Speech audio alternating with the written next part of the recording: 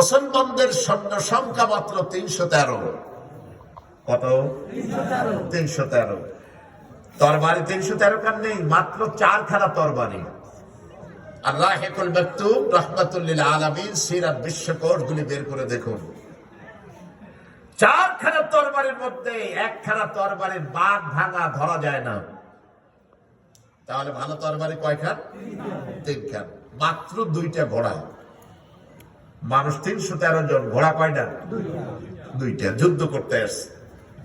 আরে শুধু তাই না, এরপরে আপনি খেয়াল করুন, একটু চিন্তা করুন যে তাদের কাছে 2 খান ঢাল, শত্রুপক্ষের তরবারের আঘাত ঠেকানোর জন্য যেটা ব্যবহার করা হয়, নাম কি? ঢাল। এই ঢাল হচ্ছে 2 খানা, তার মধ্যে একটার হাতল নেই,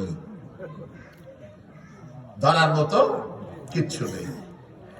যারা এসছেন 313 জন, তাদের মধ্যে 87% মানুষ হচ্ছে 50-এর উপরে বয়স, যাদের যুদ্ধের সামর্থ্য নেই। 13% মানুষের মধ্যে ছিল কিশোর, কিছু যুবক। নির্দেশ কার? আসতে বলবেন না, আরো জোরে বলেন কার?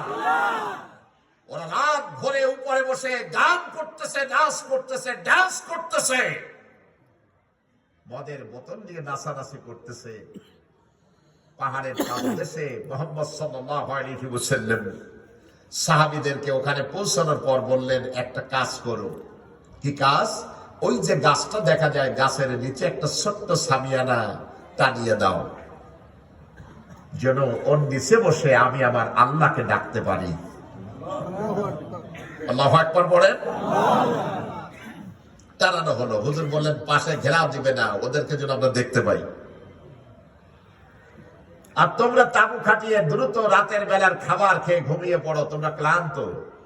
75 কিলোমিটার ম্যাক্সিমাম সব হেঁটে হেঁটে এসছে, ওনাদের তো ঘোড়া নাই, হাঁটবে কেমন করে? হাঁটা ছাড়া উপায় নাকি?